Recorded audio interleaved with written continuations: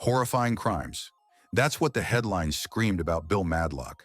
The man they called Mad Dog faced jail threats, bankruptcy, and public shame.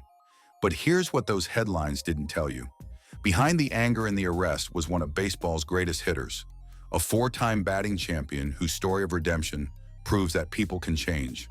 This is the real truth about Mad Dog Madlock. Bill Madlock was pure magic at the plate. 4 National League batting titles, a World Series ring with the Pittsburgh Pirates. He could hit like few others in baseball history. Yet his incredible talent came with a price. Fellow players gave him the nickname Mad Dog, not because of the media, but because he played baseball like one. His intensity was off the charts.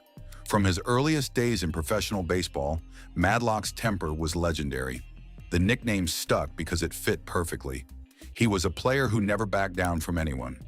Umpires, opposing players, even his own teammates felt his wrath. While other players might argue or complain, Madlock took things to another level entirely.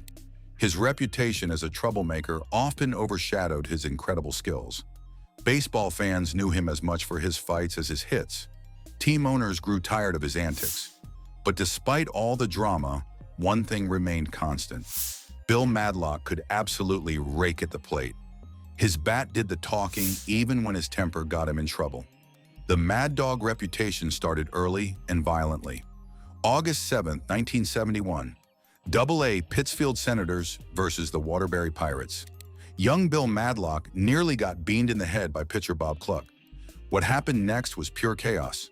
Madlock charged the mound, starting a brawl that lasted almost 30 minutes. Players brought bats into the fight. The ballpark announcer played the national anthem to try to restore order. Police had to arrest someone. It was so bad that Madlock got suspended for the entire season.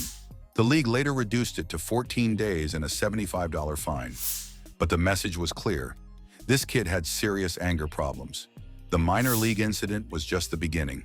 By 1974, Madlock was throwing punches with Cardinals catcher Ted Simmons. The bench-clearing brawl shocked fans, but somehow nobody got ejected. In 1975, he threw his helmet and got fined $100. He verbally abused umpire Art Williams and got another $100 fine. Then he lunged at umpire Jerry Dale and got hit with a $250 penalty. May 1, 1976 brought the bicentennial brouhaha. Giants pitcher Jim Barr plunked Madlock, who responded by slugging the pitcher. Madlock got ejected and fined $500. Barr got nothing. The pattern was becoming clear. Madlock's temper was costing him money and respect. Spring training 1978 saw Madlock fighting his own teammate, pitcher John Montefusco. Teammates had to pull them apart. June 26, 1979 was the final straw for the San Francisco Giants.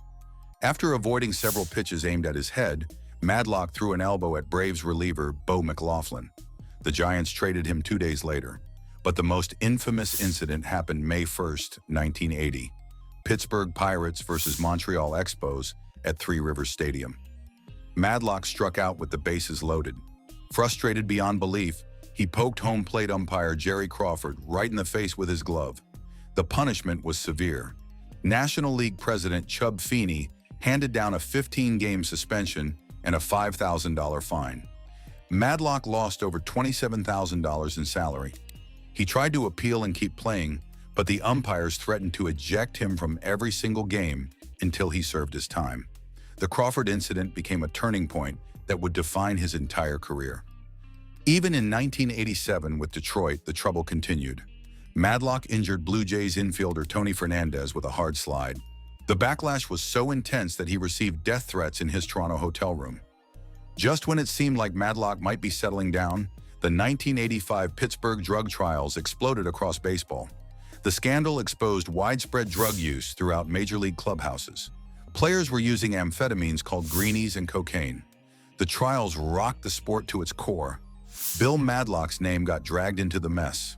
Former teammate Dale Berra testified that Madlock had given him amphetamines. Berra claimed that greenie use was common on the team and that established players were doing it regularly. But the testimony that hurt Madlock most came from Dave Parker. Parker told the court that Madlock had supplied him with amphetamines. For Madlock, this felt like the ultimate betrayal. He and Parker had been friends for over 10 years. The accusation cut deep into Madlock's heart and reputation.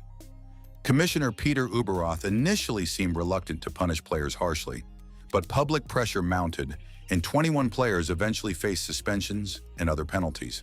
The good news for Madlock came in March 1986.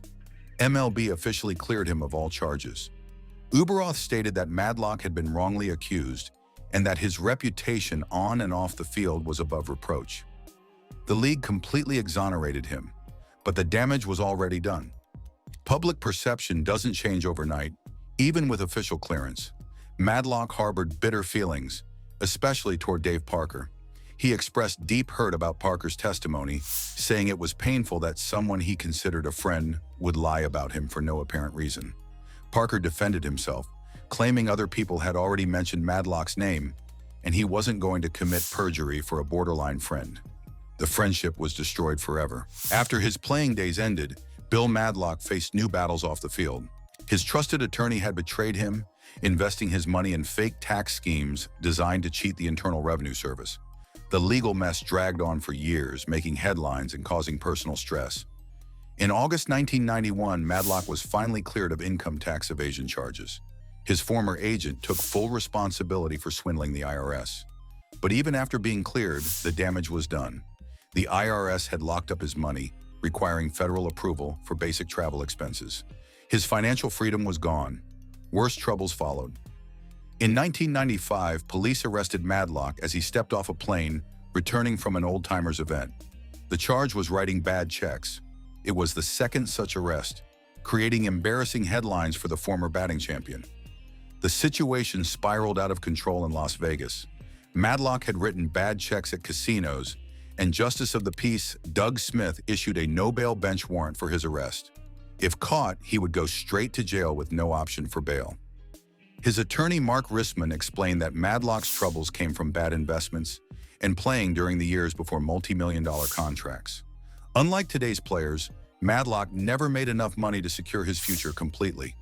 The district attorney's office used Madlock as their poster boy for a new bad check unit. His public profile, once associated with athletic greatness, now served as a warning about legal consequences. The transformation from sports hero to cautionary tale was complete.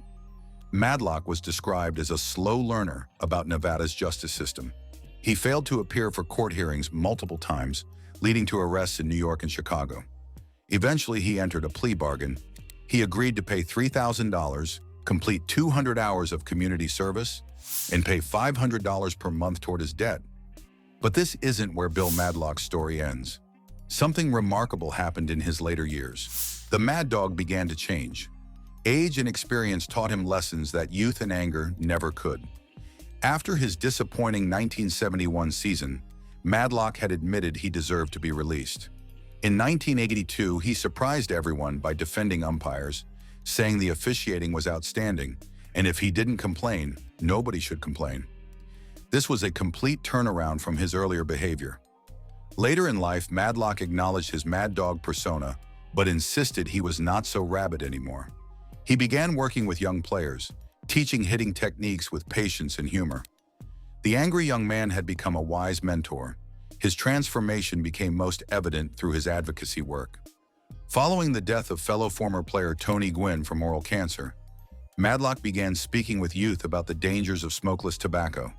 He shared insights about past temptations like gambling and clubhouse drinking.